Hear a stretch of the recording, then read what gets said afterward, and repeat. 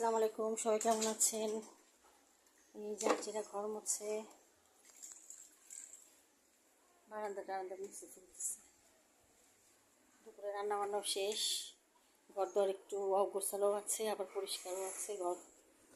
এই যে ঘর মুছতেছে, পাপড় তুলে এখানে রেখে দিয়েছে, এখান থেকে একটু এলোমেলো আছে। আমি আজকে কী রান্না করেছি একটু দেখাই। খিচুড়ি, নরম খিচুড়ি, শসা, লেবু,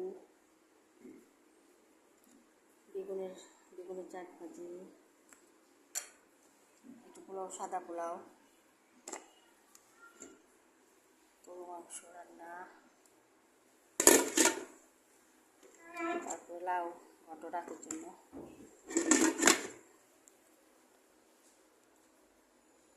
কি গরম স্যার, কি অবস্থা? এখন এলো